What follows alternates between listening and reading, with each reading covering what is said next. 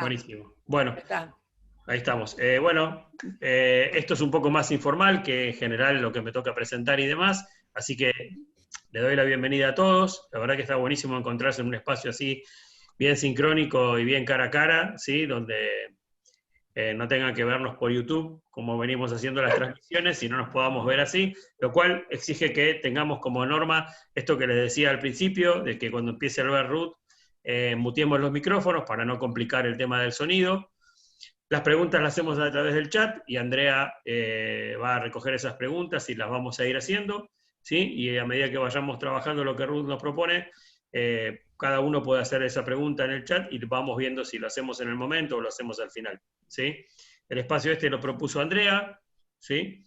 Obviamente, como el Zoom lo tengo que manejar yo, estoy en todos los Zoom y en todos los cosas, no hay uno que no esté. Ya es como que figurita repetida. Pero bueno, vamos a comprometernos con este laburo que venimos haciendo desde el trabajo de UNEDI, que estaba bueno porque la verdad que se diseñó desde pensar otra propuesta de formación, ¿sí? En el caso este, en el cuarto año de biología, y hay chicos de otras carreras que también están haciendo recorridos parecidos, ¿sí? Trabajando algunos contenidos que seguramente vamos a trabajar acá también. Gracias, Ruth, por estar, ¿sí? Por haber venido, ya sé que hoy dijiste tu segundo o tercer Zoom, el día de hoy, y Andrea por organizarlo, y a todos los estudiantes por participar, ¿sí? Por sumarse. Así que bueno, le dejo la palabra a Ruth, ¿sí? Y yo ya me muteo y me pongo en administrador de los que van entrando más tarde. Bueno, avanzamos. Andrea. Bueno, Ruth, como ya algunos la conocerán, igual acá estoy viendo que hay, no sé si son profes o estudiantes también de otros lados que recién escribieron por el chat, que como siguen a Ruth en las redes, vieron la invitación y bueno, por eso están acá escuchándola. Así que bueno, bienvenidos a todos y a todas. Ruth Hart, ella no quiere demasiadas presentaciones como en todas sus charlas, y siempre se dice que principalmente es una maestra de inicial, ¿no es cierto, Ruth? No, Además de maestra, todo, más vieja todavía, de la escuela maestra normal, normal nacional. maestra Después normal. vienen los otros títulos. Y después vino todo el resto. Todos los otros títulos vinieron después. Así que bueno, la invitamos para charlar un poco algunas cuestiones acerca de cómo trabajar en el aula, la cuestión pensar el trabajo en un aula heterogénea, qué barreras aparecen. Así que bueno, le dejo a Ruth para que nos cuente acerca de sus ideas y podamos después charlar. Como les dijo Walter, todas las preguntas que vayan surgiendo las escriben por el chat y yo se las voy transmitiendo a Ruth. Así que bueno, adelante. Bueno, antes que nada, muchísimas gracias por la convocatoria. La verdad que es un placer estar con ustedes. Yo, digámosle, si bien soy tanto psicóloga, psicopedagoga, licenciada en ciencias, etcétera, etcétera, a veces me olvido de decir que hice todo un posgrado en psicopedagogía clínica. Me olvido, ¿viste? Uno se olvida de todos los estudios que hizo, pero esencialmente van a tener que, Walter, hay alguien, vas a tener que mutearlos.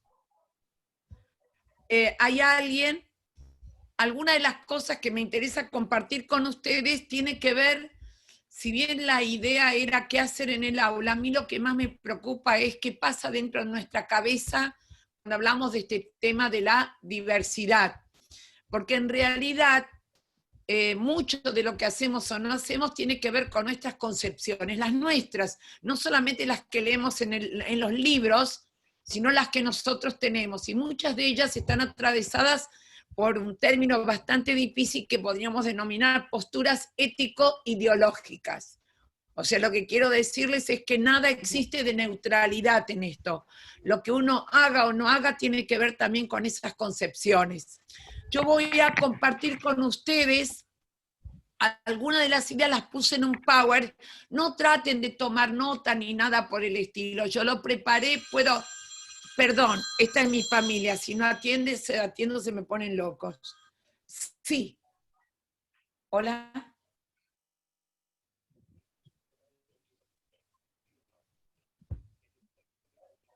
No, corazón, después de verte por el reclamo. Encima que no tengo conectividad, casi nunca me vienen a preguntar cómo estoy hoy. Bien, listo. Pero si no atiendo, se me mueren en la familia. Lo que quiero decirles con esto, voy a usar un Power del cual puedo usar una plana o 2 planas, nada más. Igual no necesitan tomar nota, lo que usemos después se lo paso a Andrea y se lo pueden solicitar. Entonces, hay algunas ideas que deseo compartir. Insisto en esto, puede ser que algunas las conozcan, pero hay otras que uno tiene que tenerlas presentes. Si trabaja en educación especial, porque trabaja con docentes de lo que denominamos escuela común, con los cuales también tenemos que encontrar acuerdos, y si no, desde ese punto de vista con los que a ustedes les toque trabajar. Entonces, dentro de esto, había, espero que puedan estar viéndolo junto conmigo, que la pregunta que me hice, o sea, los que yo veo en este momento son, a mí, a Walter, a Andrea y a Caterina. Caterina, te voy a usar de punto, ¿me oíste?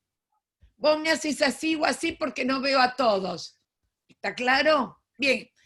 Entonces la pregunta que uno se hacía era pensar o trabajar la diversidad en la escuela.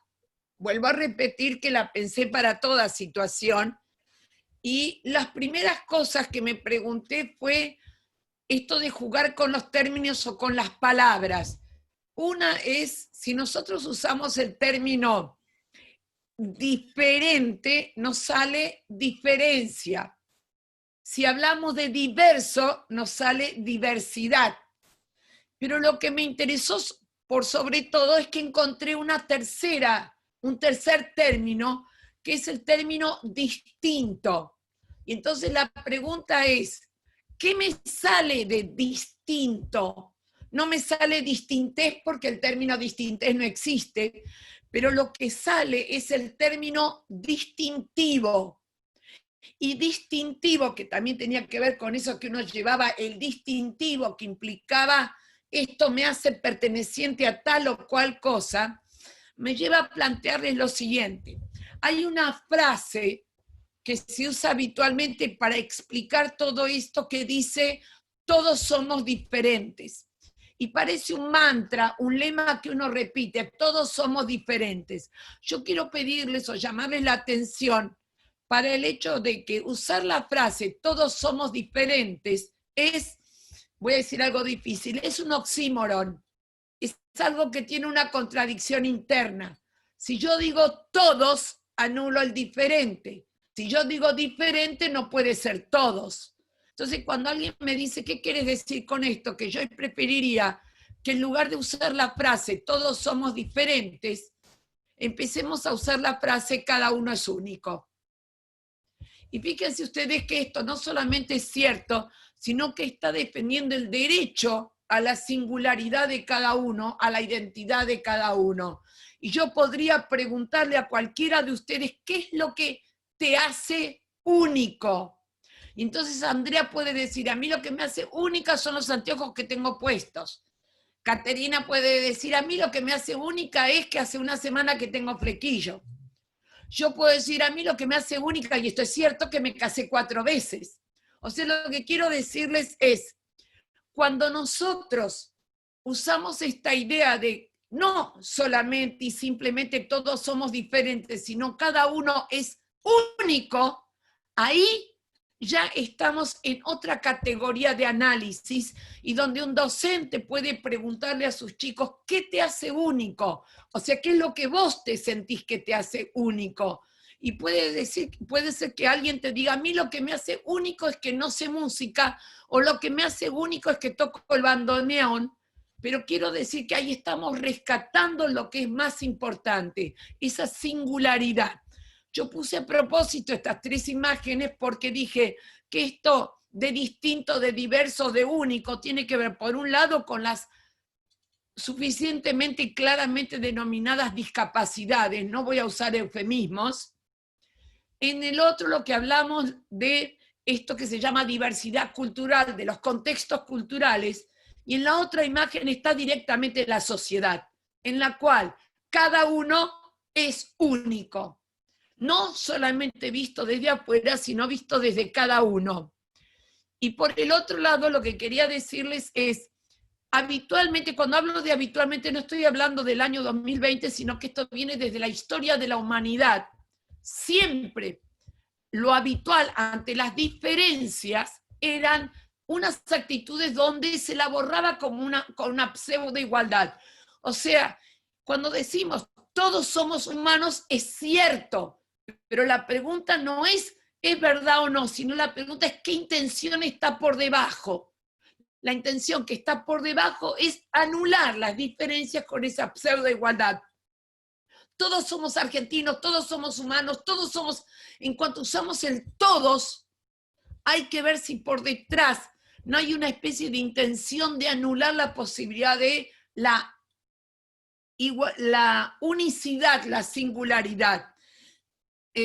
Caterina, ¿vamos o no? ¿Se entiende? Bien, gracias. La otra de las actitudes que se han hecho en la historia de la humanidad como habituales fue convertirlas en defectos. La diferencia era un defecto, por lo tanto tenía que ser excluida. Tanto las prostitutas en los prostíbulos, porque no podían mezclarse con las mujeres decentes, pero también hubo otro tipo de diferencias, como por ejemplo, existió en la historia de la humanidad la lepra. La lepra era una enfermedad. Y todos los leprosos iban a parar a un lugar llamado leprosario.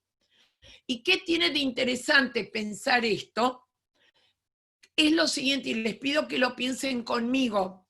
Cuando uno habla del leprosario, la pregunta clave es, ¿los leprosos iban a un leprosario porque era el mejor lugar para ellos, para poder cuidarlos y atenderlos, o para que la sociedad no los vea? No necesitan responderme, ya sé lo que me están respondiendo. ¿Por qué uso este ejemplo, por más perverso que parezca? Porque cuando hablamos de escuelas especiales, yo no hablo de educación especial, la educación es una sola, puede brindarse en instituciones especiales de acuerdo a situaciones que lo requieran. La pregunta que uno puede hacerse comparando 20 o 30 años atrás y ahora es si los chicos, y miren la frase, que iban a parar a una escuela especial, y aún hoy el día nos lo podemos preguntar porque estoy a favor de la existencia de las escuelas especiales, pero siempre y cuando la pregunta sea, ¿para qué? ¿Para que la sociedad no los vea o porque es el mejor lugar para ellos? Creo que esa es una de las preguntas cruciales para hacerse en situaciones generales o en situaciones particulares. Hay situaciones particulares en las cuales necesitan estar en determinados lugares que tienen hasta condiciones físicas que son las necesarias. Entonces, la pregunta que uno podría haberse hecho comparando 20 o 30 años atrás a hoy es, ¿están en una escuela especial porque es el mejor lugar o para que la sociedad no los vea? Como ustedes ven, no estoy hablando de maldad o bondad, sino de concepciones que van cambiando con las épocas. Por el otro lado, yo podría en este momento preguntarles quién está a favor de la discriminación. Todos ustedes me dirían, yo estoy en contra de toda forma de discriminación. Pues yo los voy a asustar y les voy a decir que yo estoy a favor de la discriminación. Y no solamente estoy a favor de la discriminación, sino yo quiero que me discriminen. Claro que no lo voy a decir en voz alta y lo voy a andar publicando porque suena muy loco, pero yo quiero que me discriminen si yo entiendo la palabra discriminar como diferenciar, registrar, reconocer igualdades y desigualdades, semejanzas y diferencias. Vamos a seguir usando el término discriminar porque está muy instalado, pero entiéndanme bien que cuando se usa el término discriminar, en realidad a lo que se está apuntando es a segregar, que la cuestión es con ese que se ha diferenciado, que se ha discriminado, ¿qué se hace? Se lo segrega, ahí es cuando se habla de discriminación.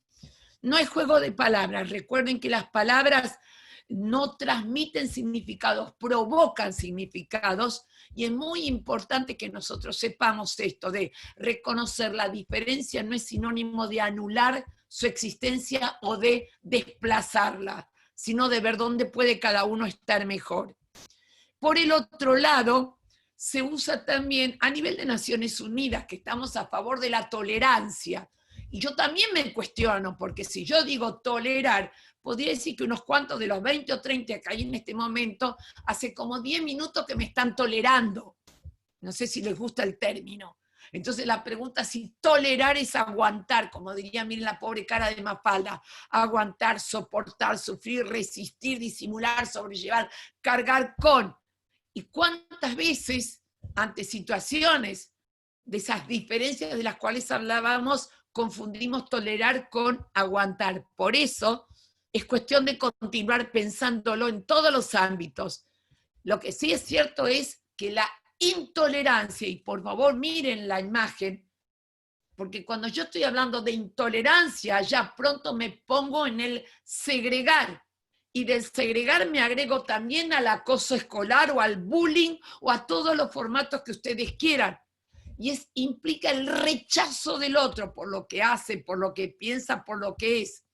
Y en términos de todo tipo es interesante pensar esto, es descartar la duda que conduce al descubrimiento. Fíjense ustedes, ¿quieren que les ponga un ejemplo? Voy a ponerles, a ver si veo algunos de vuelta. ¿Ninguno se me asustó todavía? ¿No? La duda que lleva al descubrimiento. Ustedes vieron que yo recién dije que me casé 4 veces, ¿sí o no? Es cierto, me casé 4. Y ahora les voy a contar algo. Las 4 veces que me casé, me casó mi papá. ¿Ninguno se quedó con la duda? Pero no me lo preguntan. Esto es lo que quiero explicarles. Bueno, ahora no les voy a dejar con la intriga. Me casó mi papá porque soy judía y mi papá era rabino. Pero cuando me casó la 4ª vez me dijo, es la última vez que te caso. A lo que me quiero referir es, ¿cuántas veces, por miedo a que el otro se sienta distinto, a lo cual tiene derecho, ni le preguntamos? Si tenemos un compañero que es ciego, no le preguntamos cómo haces para no tropezar. Tenemos miedo a ofenderlo.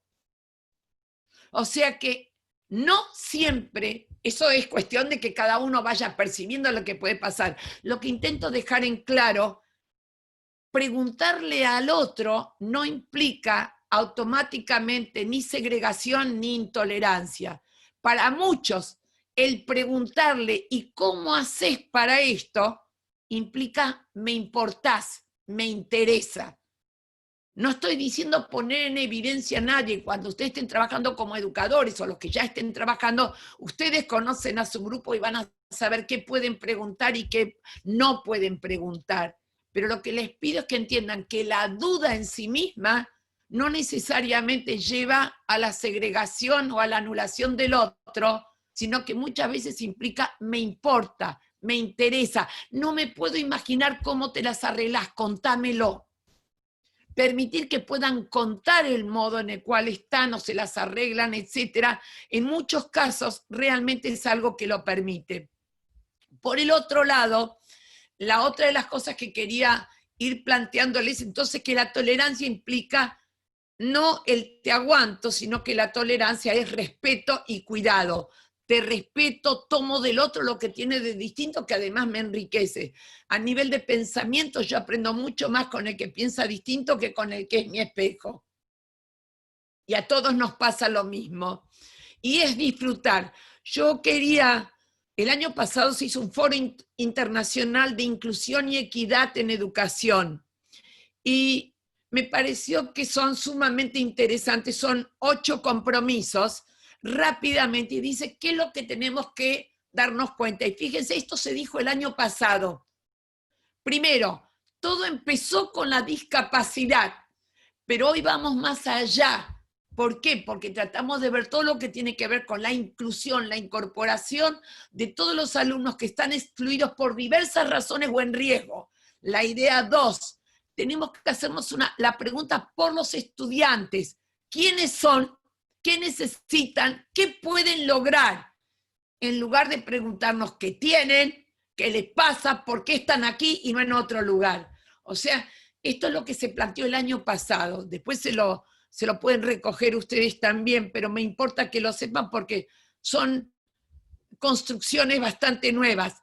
Los apoyos y ajustes, o sea, cuando hablamos de que tengan un maestro acompañante, integrador, etcétera, etcétera.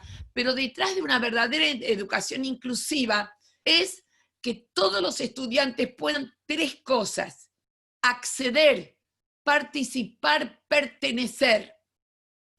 Y la educación inclusiva, lo plantea el cuarto, no es ni un resultado ni un punto de llegada.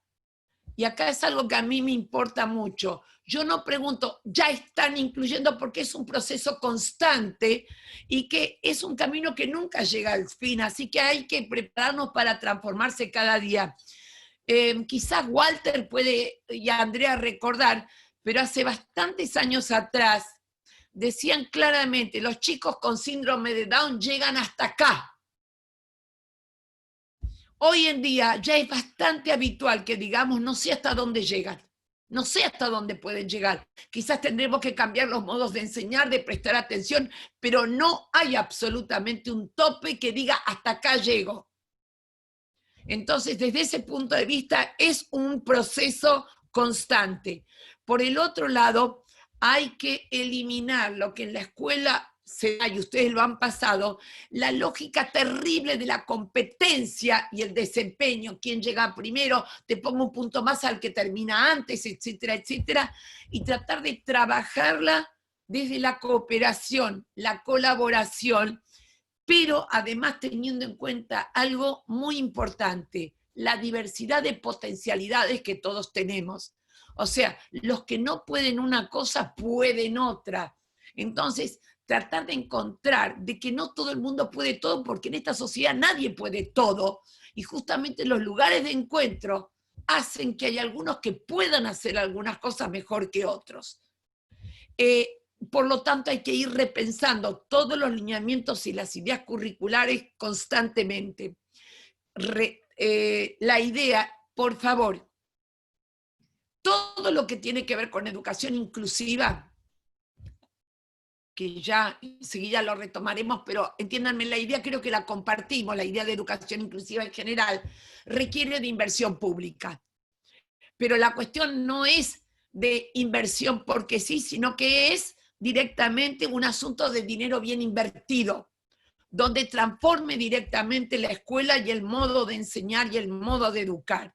Y por el otro lado, tiene que haber más información para poder llevar a cabo la acción. Tenemos que saber un poco más sobre los estudiantes, no solamente conocer las etiquetas que se pueden poner, sino que entiendan si cada uno de los estudiantes es una persona única, singular y particular. 2 personas, entre comillas, con el mismo diagnóstico, pero con distinto contexto familiar, el modo de trabajar no es el mismo. Lo tomé como un ejemplo, no hablo a favor o en contra de las familias. Entonces, se habla mucho de educación inclusiva, pero a veces se sabe poco sobre cómo son los estudiantes, cómo se ven a sí mismos cada uno de esos chicos, dónde están, qué necesitan y por qué lo necesitan. O sea que las preguntas son múltiples y lo ponen, me interesaba porque Acuerdo de Cali los ponía de manifiesto.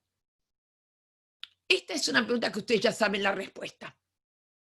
Pero aunque ustedes sepan la respuesta, trabajen en escuelas comunes o donde sea, esto es importante que uno constantemente lo recuerde. Primero es fundamental, esta imagen que ustedes conocen vale más que 1000 palabras. Si ustedes se fijan conmigo, en la exclusión hay chicos que quedan, personas que quedan afuera porque no dan. En la segregación quedan afuera pero en otro lugar. Casi ni necesita palabra. En la integración se incorpora a los chicos, pero el sistema no cambia. O sea, el sistema sigue igual, se le pone un maestro integrador o como se llame, 2 veces por semana, 15 minutos, parches que le dicen.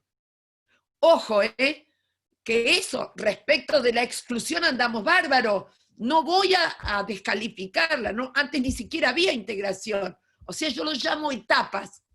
En la inclusión, lo que cambia es el sistema. Esto significa que no es que se hace un currículum especial, sino que ya en los lineamientos curriculares está contemplada la diversidad en cuanto a la atención y posibilidad de aprendizaje.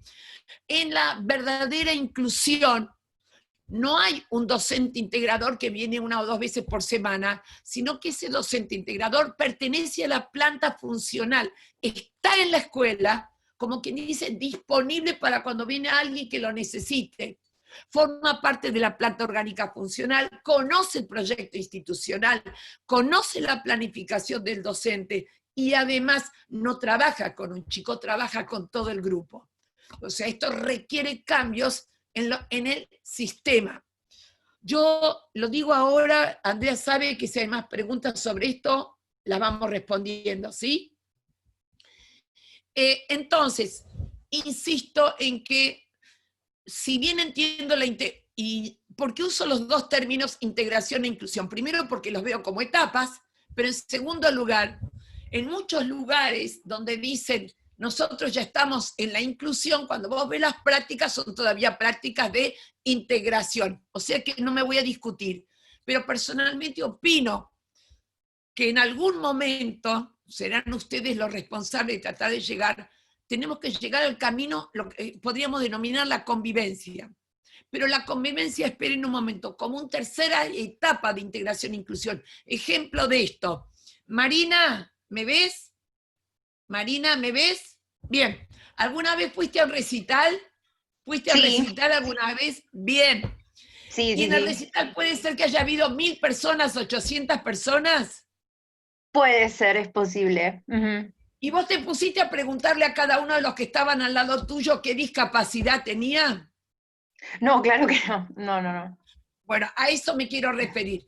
En el camino hacia la convivencia, que va a tardar probablemente porque es una cuestión también de actitud, en esa convivencia vamos a aprender a vivir junto con el otro y con el otro independientemente de las capacidades o discapacidades. Las aprovecharemos en la medida que lo necesitemos.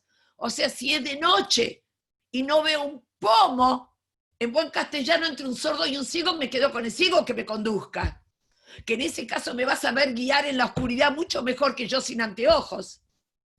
No sé si me entienden, esto de vivir en una sociedad donde decimos toda forma de vida, cultura y educación está permeada por la existencia de otras personas con sus derechos y sus particularidades, a quienes se debe aceptar y valorar en un plano de igualdad y de equidad. Cuando hablamos de igualdad y de equidad, igualdad de derechos y de oportunidades, ¿está claro? Entonces, la otra de las cosas que quería, me interrumpís cuando quieras, Andrea. Hoy en día, cuando hablamos de este tema y acá dejo algo en claro, yo hablo de atención a la diversidad. Bajo todo punto de vista, me niego a hablar de respeto por la diversidad. Me niego, porque más o menos la idea de respeto me suena a te respeto, te dejo vivir. En cambio, la atención a la diversidad implica algo activo. Atender a la diversidad es hacer algo con ella, no dejar simplemente que exista, hacer algo con ella. Y entonces hoy tenemos lo que podríamos llamar, por un lado, un modelo social, que enseguida ustedes lo conocen también. Se llama modelo social porque hace un camino de las características personales a lo que se llama barreras para el aprendizaje y la participación. O sea, yo soy disléxica, directamente. No tengo, soy. Es una característica mía. La gran ventaja mía es que cuando yo era chica, la dislexia no existía. El único problema que tuve es que me hicieron hacer caligrafía durante 10 años, cosa que no sirve para nada, porque no hay nada más estúpido que darle caligrafía, ¿viste? Los cuadernos para hacer linda letra a un disléxico. O sea, no me sale para nada. Eso es un modelo social, donde de las características personales pasamos a analizar las barreras que se le presentan a esas características. Las características por sí mismas van a ser en este modelo social van a tener mayor o menor peso, no por las características, sino por las barreras que se le presenten, que enseguida las retomo, las explico. Estuve en una localidad de nuestro país, no puedo recordar el nombre, porque en ese momento me lo contaron como anécdota y no lo anoté, donde es una población chica.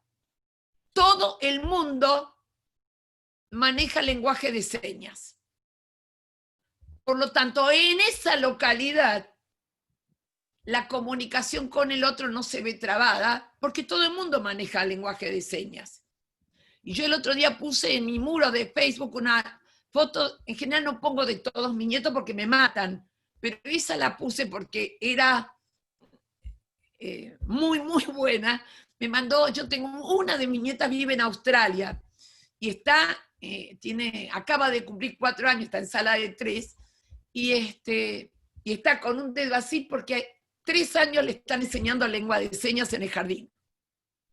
O sea que lo que quiero decir es que no van a evitar que haya chicos sordos, pero lo que pueden, este modelo social, entienden ahora ese pasaje de mirar solo las características personales a analizar las barreras con las cuales se pueden encontrar. Y por lo tanto, también es una concepción interaccionista, donde hay una interacción entre las condiciones personales y los apoyos educativos que pueda recibir. Ejemplos de esto, chicos que tienen problemáticas conductuales, ¿sí? Chicos que en escuelas comunes, no digo normales, con autismo bastante fuerte, y donde está el salón, esto es en serio, lo he visto, en el salón de clases, y donde a veces tienen conductas disruptivas, pueden llegar a tener conductas disruptivas. Analizándolo, el salón de clases tiene un ventanal enorme que da al patio. Los recreos de los chicos hacían un ruido terrible y este chico se perturbaba enormemente. Entonces la pregunta era, ¿qué podíamos hacer? Por lo pronto, es más fácil que llegue sonido si me viene de acá que si me viene de atrás. O sea, cambiar todo para que el sonido le rebote en el cráneo ayudaba. La otra, apoyo educativo. Por favor, ¿por qué no le pones un celular y le pones Spotify para que esté escuchando música hasta tanto no tenga que escuchar lo que vos decís? O sea que lo que quiero decirles en esa concepción interaccionista es entre las características de los individuos y los apoyos educativos. Apoyos educativos, imaginan que Spotify no tiene mucho de educativo, pero es un recurso que la escuela puede emplear para ayudar a ese chico a que no entre rápidamente en una conducta disruptiva. Después tendremos que ingeniarnos, les pongo un ejemplo quizás tonto. La otra de las cosas es, y esto es importante, hablamos de adaptación. ¿Qué es lo que hay que adaptar? La enseñanza a los alumnos, no los alumnos a la enseñanza. O sea, un ajuste de la ayuda educativa. Esencialmente la más importante es abrir, que las consignas sean lo más abiertas posible para que todos puedan resolver algo de ellas. Que hay que adaptar las formas de enseñar, pero no las finalidades, no las metas. Que hay que adaptar los contextos, las actividades, las tareas, los roles y las relaciones que se dan. Estoy diciendo cosas que ustedes saben, pero acá viene la más importante. Esto es ético-ideológico, es un principio, es algo que tiene que ver con actitud. Y la primera actitud es esta: con estos chicos se puede. Y la pregunta, ¿por qué lo pongo con tanta atención? Porque bajo determinadas condiciones todos los alumnos y alumnas pueden aprender. O sea, la pregunta correcta no es ¿qué se puede? No tengo idea ni qué va a poder ni hasta dónde va a poder. Pero dejo de separar entre los que pueden y no pueden. Todos pueden. Algo pueden. Tenemos que detectarlo, tenemos que descubrirlo. Vuelvo a repetirles, al día de hoy es esto, es desarrollar al máximo ¿qué? Las potencialidades de cada uno. Eso ofrecer, y acá viene la otra importante, que ustedes lo tienen en claro, pero cada vez más hay que ir aclarándolo. Diversidad de lenguajes. ¿De lenguajes para qué? Por un lado, para poder comprender. Recuerden que estoy hablando de un sistema escolar. Diversidad del lenguaje para que puedan comprender ideas o conceptos. Yo uso imágenes. La escuela está muy montada sobre la palabra. Hay chicos que con imágenes comprenden mejor. Yo insisto en usar imágenes en jardín, primaria, secundaria y en la universidad también. Y cuando dicto cursos para profesores universitarios, uso imágenes, porque la imagen implica el uso simbólico, el metafórico. Hay una representación cognitiva, no es cualquier imagen. ¿Se entiende? Hay una relación entre un concepto y una imagen, y muchas veces la imagen, el sonido, etcétera, etcétera, ayudan a la comprensión, para comprender y más todavía, para que puedan expresar esa realidad. O sea que hoy en día, si tengo que tomar la evaluación a los chicos, ¿por qué tengo que hacerles escribir, caramba? El otro día estaba en verano una de mis nietas, que se había llevado, tengo como 7, se había llevado materias, y entonces tenía que dar una materia en historia tan interesante como Don Carlomagno. Imagínense ustedes en febrero, mientras todo el mundo estaba en la pileta, la otra estudiando Carlomagno. Entonces la primera pregunta que le hice fue, ¿qué estás haciendo estudiando? Me miró con cara de sobradora. Y después le pregunté, ajá, ¿y para qué estás estudiando? Para aprobar, ¿viste? Obviamente nunca para aprender, era para aprobar. Y le pregunté, yo todavía sigo haciéndome la idiota con ella, que sabe que no lo soy, ¿y cómo te van a tomar? Me dice, no, ¿cómo me van a tomar? Me hacen 20 preguntas y tengo que responder por lo menos 13 o 14. Entonces le pregunté, si yo te dijese que vos podés elegir el modo en el cual expresás lo que aprendiste, pero como quieras, con un relato, con narración, con un video, con un dibujo, como vos quieras, ¿qué elegirías? Ante lo cual me contestó, esto era etapa prepandemia, yo haría un video con el celular. Pero vos con ese video, con el celular, ¿podrías demostrar lo que aprendiste de Carlomagno? Pero por supuesto. Fíjense ustedes que esto fue anterior. O sea que cuando yo digo con estos chicos se puede, tenemos que entender que hay muchos modos de adquirir información y hay muchos modos de poner de manifiesto lo que uno aprendió. Y es ahí donde se respeta mucho más esto de con estos chicos se puede. No sé cuánto ni hasta dónde, pero parto de esa idea. Y rápidamente les pido que miren esta imagen conmigo. ¿Paro? No, Dale. te quería comentar que antes de que pasemos a las barreras, hay una de las preguntas que hizo Lucas con respecto a al concepto que presentaste. ¿Me fui?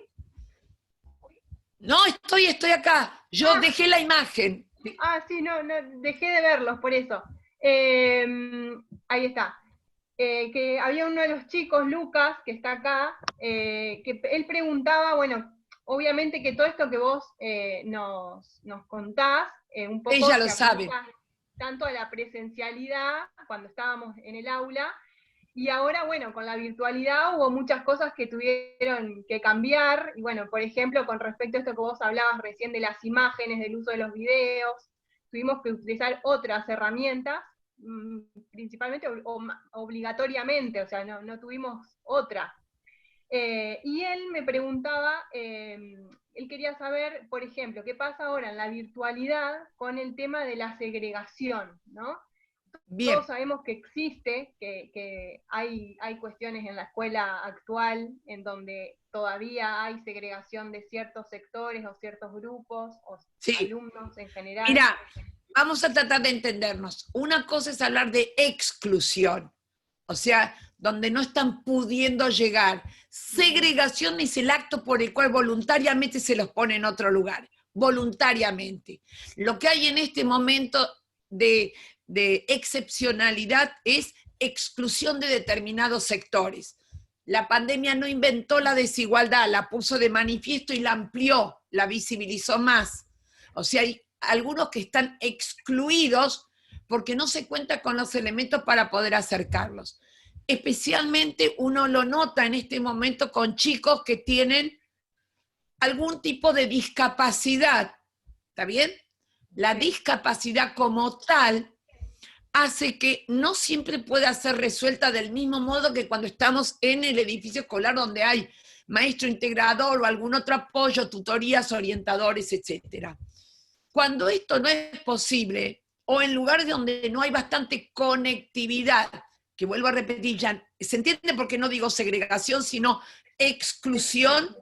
Sí, perfecto. Bien, simplemente por eso, en ese caso, al igual que muchos otros, yo planteo claramente, los educadores somos educadores. No somos ni magos, ni superhéroes, ni superheroínas. Y hay algo que se llama el punto de lo imposible. El punto de lo imposible es, hasta acá llegó mi amor. Natacha, ¿me entendiste? No es verdad lo que quiero decir, pero vos sabés que además, gracias porque entonces los veo, no es nuevo. Siempre existió esto de, hasta acá llegó mi amor. Fíjense ustedes que hasta cuando la ley de educación, la 2495, la anterior a esta, se planteó y se discutió. Yo estuve en las comisiones de educación también discutiendo esto porque querían que la escuela garantice igualdad de oportunidades sociales. Me peleé con medio mundo porque dije, la escuela no puede garantizar igualdad de oportunidades sociales. No puedo garantizar que todo el mundo tenga trabajo, casa, comida y pareja. Entonces fue cuando se dijo que la escuela tenía que garantizar igualdad de oportunidades educativas. Pero insisto en esto que voy a decirles. Garantizar igualdad de oportunidades de aprendizaje. Oportunidades no es sinónimo de garantizar igualdad de resultados de aprendizaje. Ni ahora ni nunca. No sé si se entiende, nunca. Por eso es muy importante decir, yo me estoy rompiendo el alma. Estoy poniendo mayor esfuerzo, estoy comprometiendo a todo lo que da. Pero antes y ahora, el punto de lo imposible siempre existió.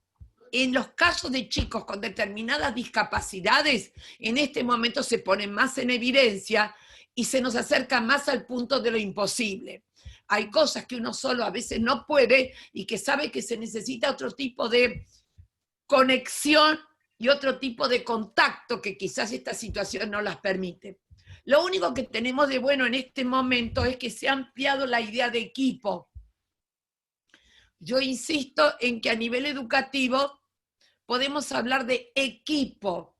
En general, en educación, el equipo es el equipo de docentes que trabajan en el mismo área, en el mismo nivel, en la misma escuela, con el mismo grupo, y a veces el docente, el maestro integrador, o como se llame, y el maestro de aula común conforman un equipo.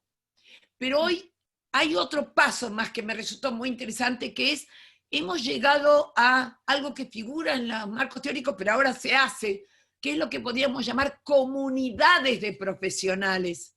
Entonces, una de las cosas interesantes es que se puede llegar a hacer preguntas. ¿Cómo hago con un chico que pasa tal cosa? Denme ideas. Y lo tirás a internet y hay alguien que te va a apoyar. O sea, que sea abierto también, ¿me entienden lo que quiero decir? El ámbito en el cual puedo empezar a preguntar, a consultar, a intercambiar ideas. Yo coordino un grupo en Face que tiene 70.000 personas. 70.000. ¿Está? Que me causa gracia, me llama Educación Inicial en la Argentina. Al día de hoy no es solo de educación, menos de inicial y menos de Argentina. ¿Está claro? Pero lo que tiene de interesante es que lanza alguien una pregunta o una duda. Tengo que trabajar con un chico que tiene esto. ¿Qué podría hacer? Inmediatamente 10, 15 o 20 le responden. Y entonces no pregunta el que lanzó la pregunta, no pregunta, pero vos sos también del mismo nivel, vos trabajás en esta zona, vos tenés el mismo diseño, me importa 3 pomos. O sea, me alimenta. La riqueza que esto dio a los colegas educadores es que empezamos a darnos cuenta del valor de comunidades de aprendizaje, de participación y de reflexión. Entonces, hay cosas que quizás solo no puedo, pero quizás puedo encontrar apoyo y ayuda en otros porque me dan ideas, porque les puedo hablar por WhatsApp, porque etcétera, etcétera. Hasta he encontrado a colegas, psicólogos, psicopedagogos que también han dado ideas y quiero, si vos querés yo hablo con él, o sea, que hay un intercambio mucho mayor. No resuelve todo, estamos hablando de, como quien dice, de salidas de emergencia, ante una situación de excepcionalidad. Tal cual. Pero hay cosas que no van a poder resolver. Por favor, bajemos nuestro nivel de demanda exterior y de autodemanda. O sea, lo que tenemos los educadores es un gran empuje, una gran disponibilidad de todo tipo. Y estaba escribiendo sobre el tema, en un texto que estoy escribiendo sobre disponibilidad, que más que una acción es una actitud, estado de disponibilidad, no en cuanto a tiempo, sino hasta en mi cuerpo y en mi forma de escuchar y de entender. Y esto es lo que los chicos, nuestros alumnos, lo que van a necesitar reconocer en nosotros, que nos ocupamos y nos preocupamos por ellos y con ellos, aunque no podamos resolver todo. Y lo que más importa es que la familia también lo sepa. Y la otra cosa importante que sepan es, no existe algo llamado año perdido. Año vivido jamás es año perdido. Mira, ¿Está claro?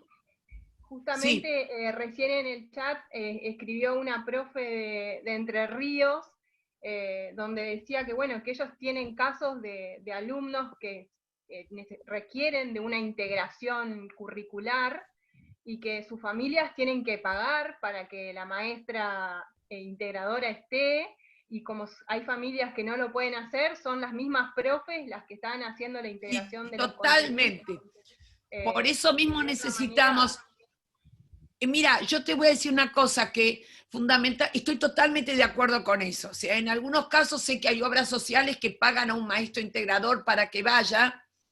No me acuerdo ahora las iniciales con las cuales se llama, porque en cada lugar tiene otra inicial, pero estos son, yo lo que les quiero decir, nos falta mucho por recorrer, por eso les decía que la integración, la inclusión es un proceso, pero hoy en día, a diferencia de 20 o 30 años atrás, por lo menos, acompañante terapéutico, sí, pero el acompañante terapéutico tiene que ver específicamente cuando las discapacidades tienen que ver con el área socioafectiva, o sea, conductual de ese tipo. Pero hay otros que tienen que ver con discapacidad de tipo cognitivo. Ay, no me hagan meterme en eso, ustedes saben de qué estoy hablando. Si no, vamos a estar hasta mañana. Pero quiero decirles con ello es que tenemos que tratar de explicarles que aunque no podamos estar aprendiendo los contenidos escolares que le correspondería si tuviese una buena integración, forman parte del grupo. Por eso cuando empecé con el tema de las barreras, hoy en día cuando se habla del concepto de barreras, se dice algo que les pido que presten atención. Se llama así, barreras para el aprendizaje y la participación. No es solamente barreras para el aprendizaje, porque el chico va a la escuela a aprender y a participar. Entonces, si en este momento este verbo de aprender contenidos escolares no podemos, la participación no tiene por qué quedar fuera de lado. Perdón, Ruth. La participación. Sí, Walter.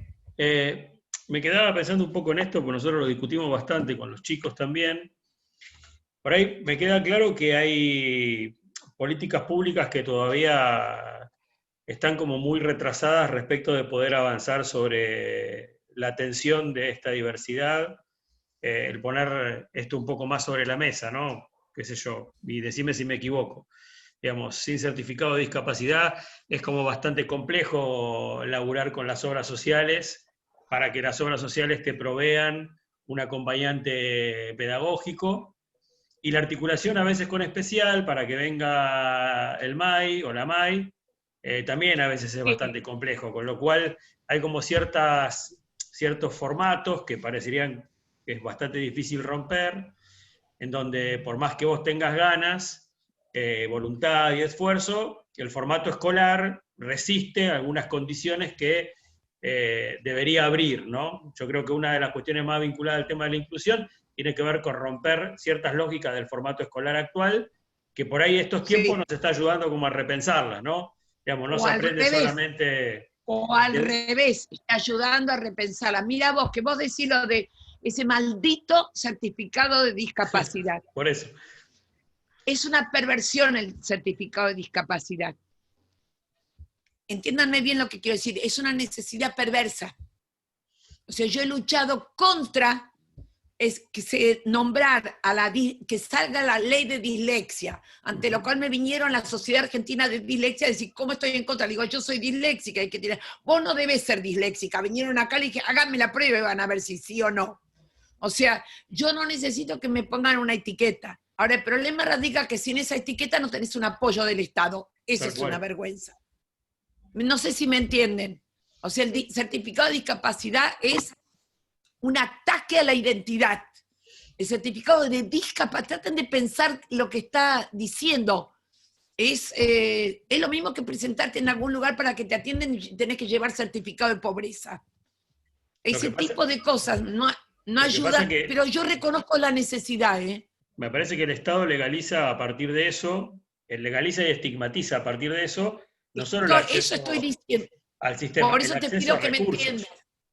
Por eso estoy diciendo, no puedo negarlo en el sentido de que estás cumpliendo una función, pero que es estigmatizante, no te quepa absolutamente la menor duda. Eso de ir con el certificado de discapacidad ya te pone acá una etiqueta más grande que una casa, y la autoestima del otro, en cuanto se enteró de que él va a tales lugares porque tiene certificado de discapacidad, es perverso.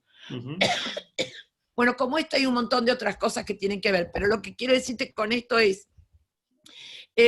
no se puede plantear una política educativa que quede en las intenciones si no existen los recursos para llevarla a cabo. Y podemos hablar de todo el mundo de la discapacidad, y si quieren ustedes hablemos de lo que uno habla de las escuelas post-pandemia.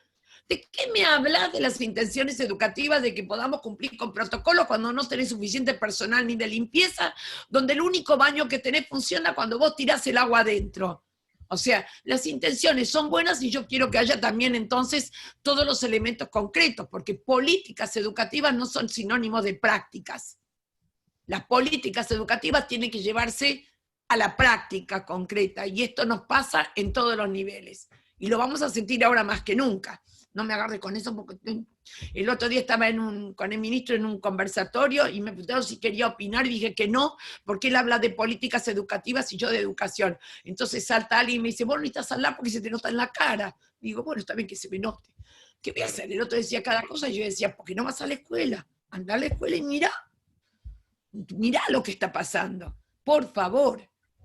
No hay baño, no hay cocina, no hay esto, no hay lo otro. Yo quiero saber cómo miércoles vamos a hablar del protocolo. Y bueno, con todos los términos de la discapacidad pasa exactamente lo mismo.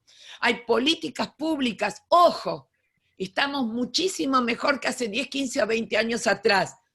Era muy difícil pensar hace 10, 15 o 20 años atrás en lineamientos curriculares que ya contemplen la atención a la diversidad. Pero tenemos mucho camino por recorrer, porque hay algunas decisiones que se tomaron las apuradas, hay que reverlas. Yo no estoy de acuerdo que se le regalen títulos a nadie, no se enojen conmigo. Pero eso de que te entreguen el certificado y que atrás diga con adecuación curricular no me dice nada. Adelante dice que terminó. Entonces esa persona, o sea, no hay vuelta que darle, hay que discutir muchísimo. Pero todo en educación, y está bien. Los caminos son como dice Edgar Morin, cursivos y recursivos. Vamos, volvemos, evaluamos y vemos que tenemos que modificar. Me agarraron con cosas que me recalientan de las políticas. Ruth, aprovecho que habías empezado con las barreras. Yo dije que podía quedarme donde quieran, dale. Cuando que empezaste a hablar sobre las barreras, que son estas barreras para el aprendizaje y también para que puedan... ¿Puedo retomarlas? Para la vida escolar.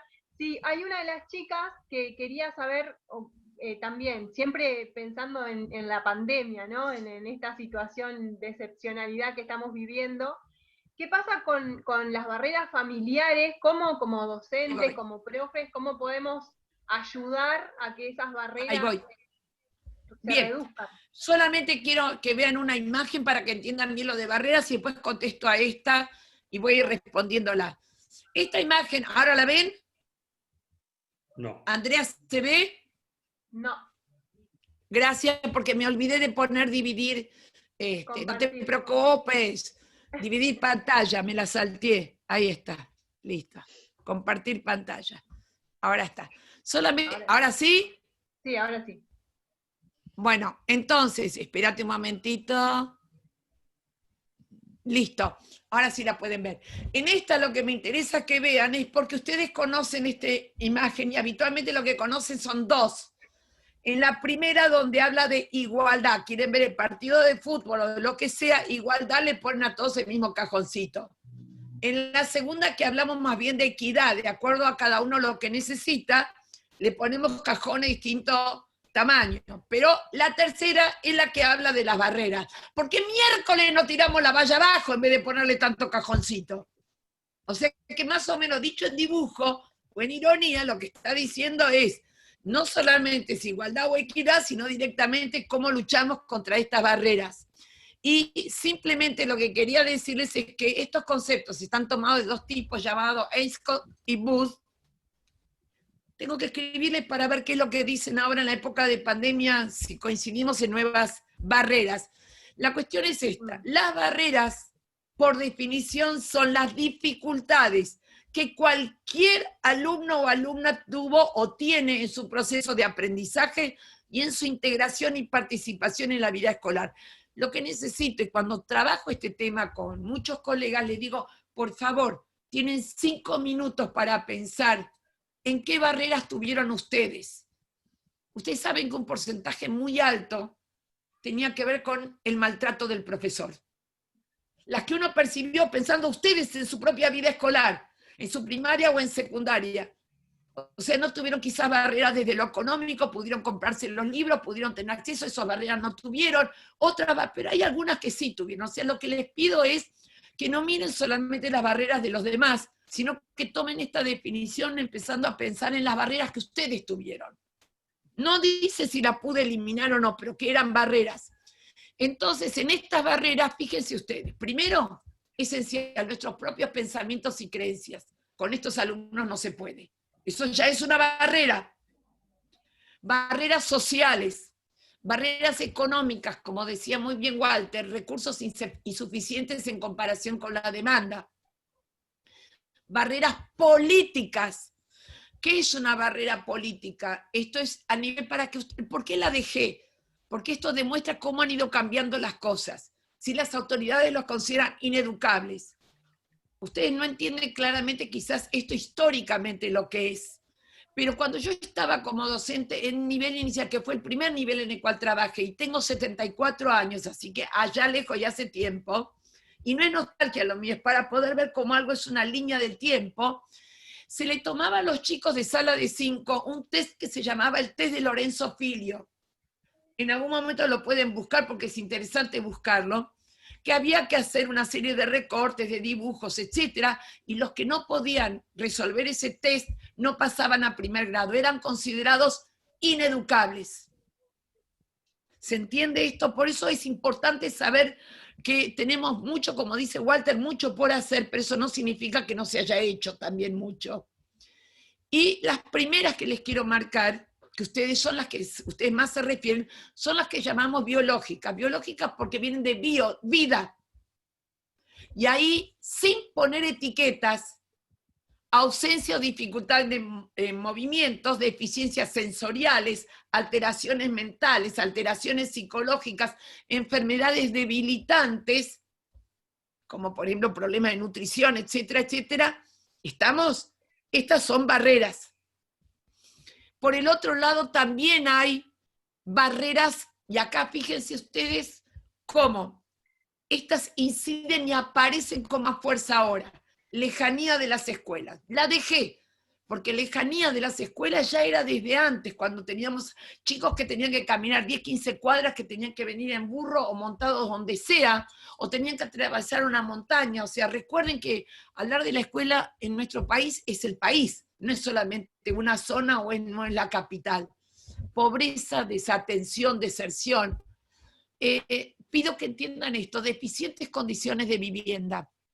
Y les pido que comprendan.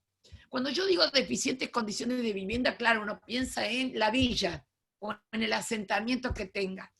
Pero deficientes condiciones de vivienda, en algunos casos son cuando el modo en el cual se está viviendo no permite que se lleve a cabo el proceso de aprendizaje. Y acá cuando alguien me pregunta hoy en día, chicos, en un lugar, porque cuando están en la escuela tienen hasta un espacio concreto, Cuando hoy están en la casa y esa casa tiene una sola habitación, aunque tenga muchas, tiene una sola mesa donde 3 o 4 hermanos tienen que estar chocando entre ellos, puede no llegar a ser la condición de vivienda más adecuada para poder aprender, para poder estudiar. En otros casos, cuando no era etapa de excepcionalidad para poder explicar, yo decía, imagínate que te acabas de ganar, qué sé yo, 10 millones de dólares, lo que vos quieras, y entonces te decidís comprar un loft. ¿Está claro? Un loft. O sea, ¿qué característica tiene un loft? Que es una sola habitación enorme, además toda blanca, no hay mesa ni silla, sino que hay una mesita ratona con 4 almohadones, porque así son los lofts. Ahora díganme si ahí puede estudiar un chico, puede hacer tarea un chico, no puede. O sea que deficientes condiciones de vivienda, hay que analizarla. 20 viviendo en una habitación no, pero sin mesa tampoco, o sea, tirados en el piso puede no serlo. Después, ambientes comunitarios de riesgo. Ambientes comunitarios de riesgo es interesante porque habitualmente también acá caemos en hablar de las villas. Tiene que conocer algunas villas o asentamientos, como quieran llamarlos. Yo tengo acá cerca la 31, y donde cuando uno entra ve centros culturales, hay escuelas, hay de todo. Y hay veces en las cuales uno se pregunta que una casa en un country puede ser un ambiente comunitario de riesgo. ¿Está claro? O sea que tómenla con la idea, no etiqueten, abran la cabeza. Carencia de estimulación adecuada en los primeros años. Y esto de carencia de estimulación adecuada, déjenlo de los primeros años ahora. Estimulación adecuada es una cuestión de emitir un juicio de valor. Por ejemplo, si alguno tiene de ustedes un bebé de 3, 4, 5 meses, lo primero que te regalan son los malditos y estúpidos gimnasios. ¿Vieron ese que viene con la cosa así? Donde el pobre pibe de 3 meses tiene cosas para tocar, cosas para chupar, cosas para escuchar, cosas para mover. O sea, hay que volverse mono con todo. Está sobreestimulado. Y hay otros que no tienen nada, están hipoestimulados. O sea, estimulación adecuada es un tema que puede llegar a ser una barrera.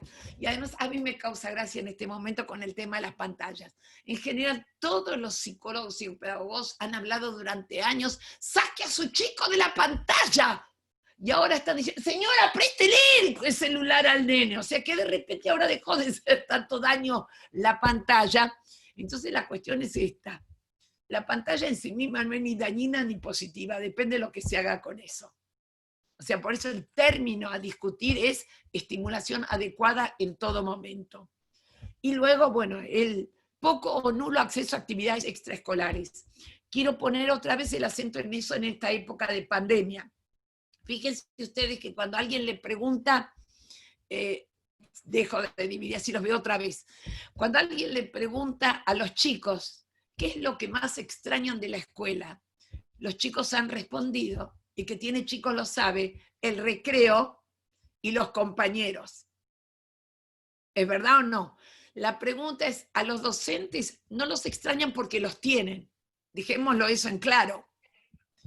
Entonces, la consulta podría llegar a ser, bueno, eso lo entendí. Mi pedido es, ¿puedo pedirles que en esta segunda parte del año, hola mi amor, hola, ¡mua!, que en esta segunda mitad del año pongan el acento en esos dos aspectos, los recreos y los compañeros. Y la pregunta es, yo les dejo como media hora sin... No. El recreo tiene que ser una propuesta de recreo. ¿Qué quiero decir? Propuesta de recreo, les cuento de qué se trata, por ejemplo. Entre todos mis nietos hay en una de mis familias, que son 4, tengo 4 juntos, uno de mis hijos tiene 4 chicos, y entonces lo que hicieron, empezaron a hacer hace rato ya, es, les han mostrado, ven películas de Carlitos Chaplin, y tiene uno, el más chico tiene 5 años y el mayor tiene 17, y están juntos mirando películas de Carlitos Chaplin, ¿está claro? O sea que cuando hablamos de recreo, hagan propuestas de recreo. ¿Nos entendemos? Ese recreo donde no hay contenido escolar, es interactuar, es disfrutar un rato. Entonces, si no quieren que estén viendo solamente algunas otras cosas, pues háganle una propuesta de recreo. Hay tantas interesantes que le pueden hacer. Hasta jugar a las cartas o jugar. Miren, una de las cosas interesantes, como si son 5 miembros en la familia, no pueden jugar los 5 en una pantalla, han empezado a reaparecer los juegos de mesa. ¿Viste? Tipo cartas, tipo dominó, etcétera, etcétera. Bueno, eso pueden ser tomados como recreo. Y que no aprendan nada en ese momento, que tengan un recreo. ¿Por qué? Porque aprenden a convivir. Y la otra de las cosas es, si lo que extrañan es los compañeros, pues estimulen el intercambio entre ellos, a como sea. Hoy, por suerte, ya han aparecido, viste, los cumpleaños virtuales, las pijamadas virtuales, etcétera, etcétera. O sea, tratar de estimularlas, de aprovecharlas, que esté legitimada. Así como en la escuela están en un recreo, les voy a proponer tal recreo. Así como en la escuela ustedes extrañaban a los compañeros, bueno, encuéntrense, veamos de qué manera se pueden encontrar entre ustedes. Donde yo no tenga o sí o no estar presente. O sea, esto también es importante para tener en cuenta con todos los chicos. Y voy rápidamente otra vez, me fui de acá, un ratito más y termino, prometo, mentira. Siempre digo que termino y después no termino, así que vos interrumpime, Andrea. La otra que me interesaba, la otra que me interesaba era, después de esto, hay barreras físicas, esto ustedes las conocen. Ausencia de acceso adecuadas antes y ahora, llámenlo conectividad. Dificultad para el uso de los servicios antes y ahora. ¿Dónde está cada uno?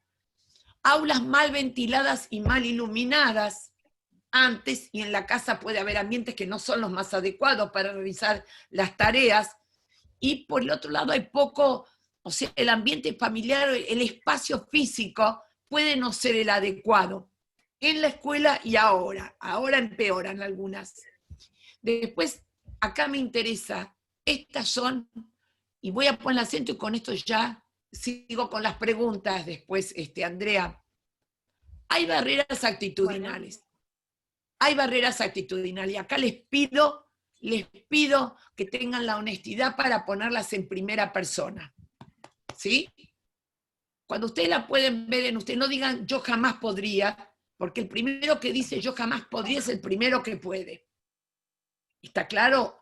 Tenerlas en cuenta como una barrera posible me lleva a tomar las medidas para que no entren en juego. Racismo. De todo tipo, chicos, ¿eh? Desde decir los pueblos originarios la cabeza no les da. O sea, el racismo lo tienen de cualquier manera, por favor, como posibilidad. Sexismo, no hay duda, esto no es para los varones y para las mujeres. Clasismo, mirá de dónde viene. No lo van a decir en voz alta, las actitudes a veces van por debajo. No tienen por qué andar contándosela a medio mundo, esto para adentro. Homofobia, exclusión de diversas actividades. Mi amorcito, quédate ahí, vos mirá ahora a los demás. Dicho con un tono muy cariñoso. Pues entonces pensá actividades. La otra vez, un profesor de educación física me decía, mira, yo trabajo en básquet con los chicos. Entonces, ¿cómo hago con los que tienen cierto grado o cierto tipo de discapacidad? Entonces yo le dije, mira, así, a boca de jarro, primero y fundamental que por un lado yo te daría 3 opciones que las jugaría con ellas. Por un lado, jugar un partido de básquet donde todos estén sentados en silla. Estamos hablando de un pibe que tenía, en este caso, en silla de ruedas. Entonces le dije, hace un partido de básquet donde todo el mundo esté sentado en silla. No en silla de ruedas, ¿viste? Pero en sillas. Y después de eso, hace otra vez otro tipo de deporte donde pueda participar. ¿Y qué pasa si alguna vez se queda afuera mirando? Si nosotros no estamos negando que no está capacitado para todo, lo que estamos tratando de entender es que muchas veces nuestra actitud es la que lo convierte en barrera. Los chicos se dan cuenta que pueden y que no pueden mucho más rápido que nosotros. Luego de eso, bueno, esto de baja tolerancia ante acciones inapropiadas. Tienen que entender que cualquier nivel de discapacidad en algún momento implica un nivel de frustración muy grande ante la imposibilidad de poder hacer algo. Nos pasa a todos. O sea, a mí me vuelve loca. Trato de hablar con el dueño de Google para que me arregle el corrector. ¿Viste? Porque yo tengo, con mi dislexia es espacial. ¿Está claro? Entonces, cuando escribo un libro, yo escribo, pero después de media hora no sé lo que escribí en la computadora porque cambio de lugar. Entonces, por ejemplo, yo siempre escribo, en vez de los, escribo de los. Entonces, después que escribo cualquier cosa, me paso más tiempo corrigiendo que escribiendo. Estamos, entonces, lo que yo estoy diciendo es, bueno, me crea un nivel de frustración enorme. Ya en general yo en el WhatsApp no escribo, le dicto que WhatsApp se arregle solo. Baja tolerancia ante acciones inapropiadas, esto por parte de todos. Sobreprotección, tomá de acá. La sobreprotección, en la cual los educadores parecería que no, pero somos mandados a hacer. Traten de recordar cuando iban ustedes a la escuela, ustedes como docentes con sus hijos. ¿Quién de ustedes, cuando el maestro mandaba alguna tarea, hubiese mandado a su hijo a la escuela sin mirarle el cuaderno y sin ver si hizo la tarea o no? Ninguno. O sea, porque encima de eso soy docente, ¿qué va a decir el docente? Entonces, terminaba siendo un aprendizaje, un homeschooling, le enseño en la escuela, en casa. O sea, la cuestión es esta, sobreprotección en algunos casos es probá, por lo menos decirle la palabra probá. Y ahí es cuando yo escribí este último texto de se necesita un adulto en estado de disponibilidad, no un invasor. ¿No se entiende? ¿Se entiende lo que quiero decir? Estoy acá, si me necesitas, decime, pero no anticiparme, no meterme cuando no es necesario, dejar que el otro pruebe. Y las peores de las barreras actitudinales que se ven, no ahora, sino que estoy hablando en etapa escolar, es la tendencia a la derivación. Suponer que un chico con alguna discapacidad no es nuestro, sino del especialista o del maestro integrador, es su alumno. Considerar, por lo tanto, a priori que un docente común no tiene los conocimientos suficientes ni fue preparado para afrontar el trabajo con un chico con discapacidad o para trabajar desde la inclusión. Entonces la pregunta, y acá viene algo muy importante, y lo hago siempre y lo pregunto a los educadores. Perdóname, ¿vos sabés abrazar? Olviden que estamos en etapa de excepcionalidad. ¿Sabés abrazar? Sí, abrazar de al lado. Bueno, es lo único que un chico necesita. Hoy en día no hablo del abrazo, pero la mirada abraza también. Y mírenme esto. Imagínense, ¿me ven? ¿Se me ve? ¿Me ven? Sí. Imagínense que viene, estamos en la escuela y viene estoy hablando de la cualquiera. Mira, tenés un nuevo alumno. Dice, acá, conmigo, ya tengo 2. ¿En serio? ¿A esta altura del año? ¿De verdad? Y bueno, pasa. Bien, no sé si me entienden. O sea, con esa actitud, o sea, lo que más necesita un chico es sentirse bien recibido. Más o menos te estaba esperando, qué contenta que estoy. Después digo todo lo que quiera afuera, pero ese chico necesita sentirse bien recibido. Esto es lo más importante, sentirse bien recibido. Y eso es lo que es una barrera actitudinal que tenemos que manejar mucho. Por lo tanto, ahora te voy a dejar a vos. Igual antes de irme tengo regalito para leer, pero primero contesto todas las preguntas, si puedo. La educación inclusiva se sostiene sobre las posibilidades y no en las carencias. No dice que no existan las carencias, pero se mantiene sobre las posibilidades. Por lo tanto, educar sí, seleccionar no. Esto es para mí uno de los temas, y yo ahora lo que me quedo es con ustedes con las preguntas. Dejo de dividir, acá estoy, ahora estoy. Andrea, las que vos quieras. Sí, nada, cuando te escuchaba recién terminar estas últimas diapositivas, pensaba que todo eso tiene que ver con la justicia educativa, ¿no? Nada más y nada menos que lo que tenemos que propiciar y que pase en nuestra aula es que haya justicia educativa, que el derecho a la educación que tenemos en tantas leyes se cumpla, básicamente. Mira, hoy a la mañana estaba con otro grupo y estábamos hablando, y entonces hablaba una profesora, una colega profesora de inglés en esa institución que hablaba de que en inglés hay un libro que se llama Education for the Exit, for the Success, para el éxito.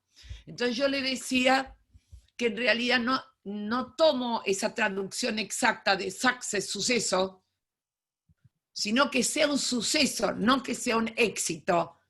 Porque la palabra éxito, cuando está puesto de acuerdo a qué parámetros, para mí puede llegar a ser un éxito siquiera cantar una nota, pues yo no canto ni en la ducha. Entonces el día que logre cantar una nota, será un éxito. Pero lo que más importa en este caso es que se sientan que están teniendo lo que vos dijiste, el derecho a la educación, no el derecho al éxito, el derecho a la educación, donde en la medida en que yo siento que lo que estoy aprendiendo me sirve, me permite ser un ciudadano con dignidad. La palabra dignidad es lo que tiene que ver con los derechos, ser digno, tener dignidad. ¿Por qué? Porque vivimos en una sociedad heterogénea, donde yo puedo charlar con el ministro de Educación, que puede saber mucho de educación, pero te juro que si se me rompe la canilla, no lo quiero a él, lo quiero al plomero.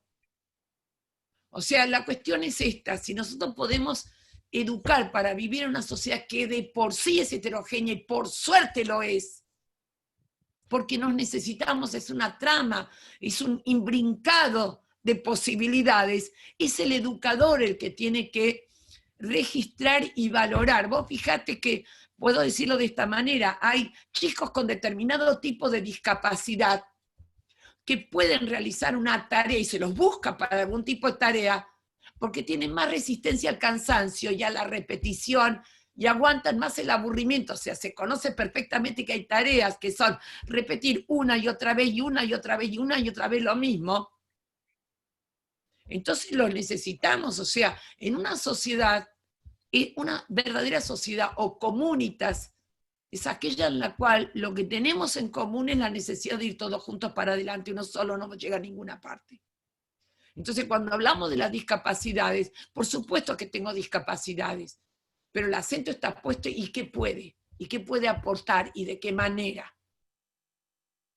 Sí, y en trabajo en equipo, en escuelas comunes, se notó eso, donde le piden a un pibe que tiene algún tipo de discapacidad, pero tiene otras habilidades, ocúpate vos de eso, te necesito en eso. O sea, el criterio de necesariedad es el que desarrolla las potencias. Sí, bueno, en relación a esto, uno de los chicos, Emanuel, que ahora no lo veo, él dejaba la pregunta de que si era posible pensar en un sistema educativo que atienda a la diversidad sin que haya cambios profundos a nivel social, ¿no? Como pregunta, pero ya que se responde un poco sola. Bueno, también. vamos a entendernos. La escuela es una institución social. Por lo tanto, es una institución creada dentro de la sociedad con un mandato. Es la única institución que fue creada para garantizar el derecho a la educación. Se puede educar en muchos lugares, pero la única que fue creada para eso es la escuela. Responde a las necesidades de la sociedad. Por eso nosotros tenemos un mandato social. Hay una demanda para ello. La pregunta concreta, o sea, imagínate hablando ahora en serio, en este momento nos vendrían muy bien unos cuantos médicos más, pero si solamente hubiese arquitectos en este mundo, no sé qué hacemos. O sea, lo más importante de cambiar es qué es lo que la sociedad valora, y esto ha ido cambiando a lo largo de la historia de la humanidad. Se valoraban en algún momento los soldados, en otro momento los caballeros, o sea, si la sociedad como tal, y aunque te parezca mentira, cambió la actitud ante las discapacidades. ¿Sabés qué fue lo que más ayudó a que toda la sociedad cambiase su mirada ante las discapacidades? Muchos programas de televisión, telenovelas. Telenovelas, porque en algunos casos, algunas que ni me acuerdo porque no miraba telenovelas, pero bueno, no miraba porque miraba otras cosas, no es que no me gustaban, me gustan las policiales, punto, no es que no miro. Pero, ¿cómo era de una chica, creo que era sordomuda? Sí. ¿Alguien recuerda una telenovela donde la protagonista era... ¿Cómo? Araceli González. Eso, mirá cómo saben. Bueno, vos sabés que esa telenovela ayudó a que mucha gente no confundiese que alguien sea sordomudo con que no puede pensar. ¿Se entiende? Y como esto hubo cambios. Hay cosas que ustedes ni se imaginan. Hace muchísimos años atrás, esto es verdad, ¿eh? Es verdad, la imagen de la sociedad. Si una mujer embarazada veía que venía por la calle un chico, una madre con un chico con síndrome de Down, se cruzaba a la otra vereda porque estaba la idea de mejor no lo miro, no sea que me vaya a contagiar. O sea, paulatinamente cambiaron las concepciones sociales y obviamente en la medida en que la escuela es una institución social, responde también a las demandas. Años atrás, con integración y todo, se repartían cartitas de cumpleaños para todos los chicos, menos para los que tenían alguna discapacidad. Hoy en día se les reparte la invitación a todos y en todo caso le dice, por favor, venga usted también, porque si no se siente bien, no sé qué hacer con él.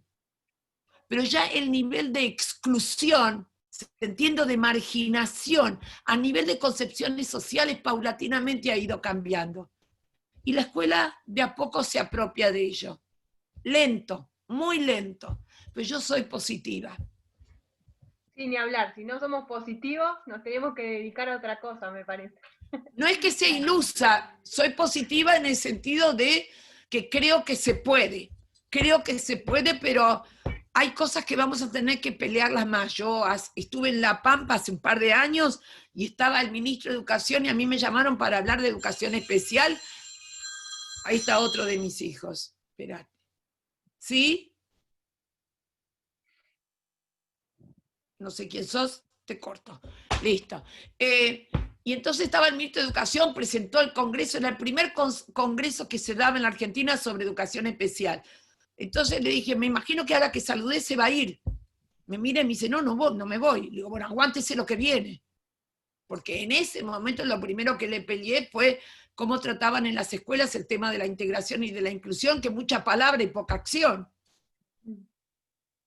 Se las aguantó como un duque, ¿viste? No sé si le rebotó o no, qué sé yo. Pero hay mucho por caminar. Pero también nosotros tenemos que aprender a hablar más. ¿Qué más? Le cerré la boca a todo el mundo, me odian.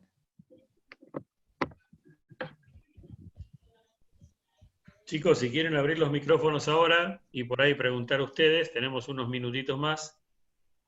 Por ahí, el que se anime. Igual después les leo un cuentito, yo siempre leo algo. No un cuentito, les leo algo.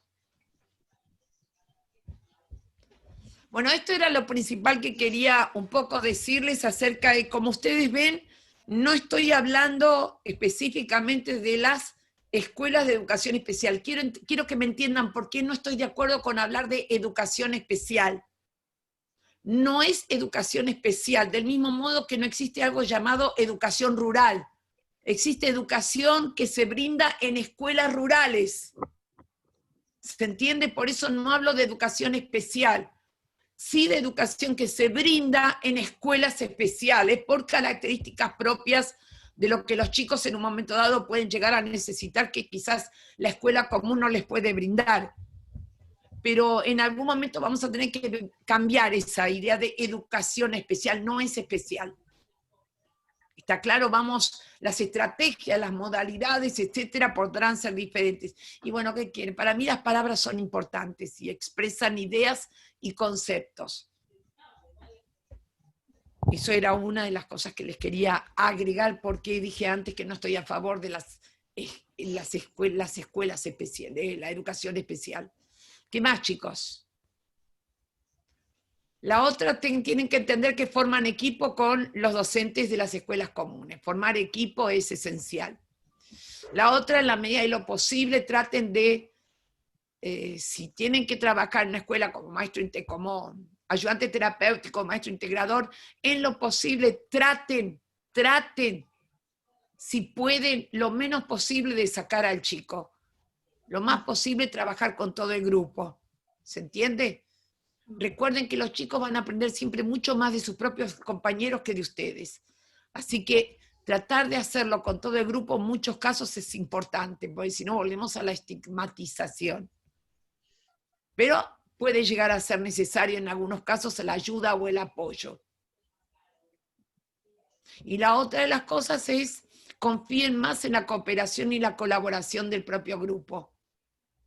Cuando un chico está en una escuela común, en la medida en que se informa claramente cuáles son las dificultades, qué se puede y qué no puede, y no se trata de ocultar, más fácilmente se desarrolla la cooperación y colaboración entre todos los alumnos. Perdón, Carolina. Dale, Carolina. Yo puse en el chat que mi nena va a una escuela, a un jardín, salita de 4, y tiene un compañero con síndrome de Down. Nosotros cuando fuimos a la entrevista, digamos, a anotar a mi nena en el jardín, nos hicieron este comentario la directora, de que iba a tener un compañerito con síndrome. Si estaba de acuerdo, claramente, o sea, yo no tengo ningún problema. No, te lo comento, me dice, porque hay madres que realmente piden otro cambio de salita. Bueno, obviamente no, quedó obviamente mi nena en esa salita y demás. Después los que nos hicieron firmar es como una nota donde va a haber una maestra que esté en acompañamiento con el nene. Bueno, primero y fundamental, eso es un proceso, ¿está claro? Vos fíjate que en otro momento ni siquiera entraba al jardín un chico con síndrome de Down. Claro. O sea, por eso estoy insistiendo en que puedo mirar desde atrás para adelante, decir, está, y de acá para adelante, ¿qué tenemos que lograr hacer? Que no necesiten dar explicaciones de por qué hay un chico con síndrome de Down. Bueno, estos son, pero chicos, son los desafíos que tenemos por delante, en lugar de decir, qué mal eso, o sea, a ver cómo yo tengo ¿qué tenemos que ir haciendo para adelante? Claro, ¿cómo? Yo tengo una amiga que me dice que también va su nena a la misma salita, y me dice, ¿cómo le digo a Uma que tiene un compañero así? Y le digo, no le digas a Uma que tiene un compañero así. ¿O acaso vos le decís que Mía Mía es mi nena? Vos le decís que Mía va a ir al colegio con pelo atado o con pelo suelto. No, o sea, no tiene que darse cuenta, por decirlo de alguna manera, porque no sabía yo también las herramientas como para... Ella me dice, no sé cómo decirle que tiene un compañero diferente. No. Lo primero y fundamental somos todos. Ahí va, lo que de cada uno es único. Claro. Bueno, estos son los pasos que tenemos que seguir dando. Primero y fundamental es todo el mundo necesita ayuda en algo. Claro. Pongan el acento en esto. Todo el mundo en algo necesita ayuda, porque no le sale un dibujo, porque, chicos, perdónenme, pero cuando yo me río y digo que me casé 4 veces, es en serio. Yo no sé hacer un huevo frito. A ver cómo explicarle, pero los elegí bien a los maridos. El último era chef, ¿está claro? No sé hacer un huevo frito, así que yo el otro día que quería hacer huevo duro tuve que llamar a una de mis nuerijas a preguntarle cuánto tiempo tienen que quedar los huevos para que no se me revienten. Por supuesto que me olvidé, cuando llegué se había reventado por toda la cocina, a lo cual decidí no como huevo hasta que no viene alguien y me los hace. O sea, soy una discapacitada huevera, qué sé yo. O sea, tómenlo un poco más, tómenlo en serio entre ustedes. Empiecen, si ustedes quieren trabajar eso, empiecen a trabajar desde su propio círculo familiar. La mejor manera de explicarle a los chicos es tomando a los personajes de su propia familia. Tu papá puede hacer esto y esto no, tu abuelo puede hacer esto y esto no, no sé si me entienden. Lo que necesitamos devolverles es que todo el mundo algo puede y algo no puede. Y con lo cual estoy eliminando una etiqueta y estoy reconociendo que hay cosas que pueden algunos y otras que no. O sea, con criterio de realidad. Sí, fundamentalmente eso, ¿no? De que todos pueden algo y bueno, ayudar para que puedan un poquito más y a desarrollar esas potencialidades que cada uno tiene, ¿no? Bueno, Ruth, nos vas a leer el cuentito porque hay otro Zoom ahora a continuación. No, que yo también quiero... Bien, va rápido porque hoy son los 100 años de Mario Benedetti. Sí. Sí, hoy. Así Mario. que, don Mario, le pedí, viste, onda espiritista, le digo, escribime algo para los chicos. Entonces me escribió esto. Hagamos un trato. Compañera, usted sabe que puede contar conmigo. No hasta 2 o hasta 10, sino contar conmigo. Si alguna vez advierte que le miro a los ojos y una veta de amor reconocen los míos, no alerte sus fusiles, ni piense qué delirio, a pesar de la veta, o tal vez porque existe, usted puede contar conmigo. Si otras veces me encuentra huraño sin motivo, no piense qué flojera, igual puede contar conmigo. Pero hagamos un trato. Yo quisiera contar con usted. Es tan lindo saber que usted existe. Uno se siente vivo. Y cuando digo esto, quiero decir contar, aunque sea hasta 2, aunque sea hasta 5, no ya para que acude presurosa en mi auxilio, sino para saber a ciencia cierta que usted sabe que puede contar conmigo. Chicos, muchas gracias, y acá estoy para ustedes. Este es de Mario Benedetti, se llama Hagamos un trato. Hagamos un trato. Muchas Úsenlo, gracias. léanle a los chicos y no se preocupen si entiende o no. Cuando a ustedes les gusta, eso es lo que le transmiten a los chicos, su gusto. ¿De acuerdo? Grande. Como vos hacés con nosotros también. Muchas gracias. Gracias Beso. por todo. Gracias, Ruth. Muchas gracias, Ruth. Chao.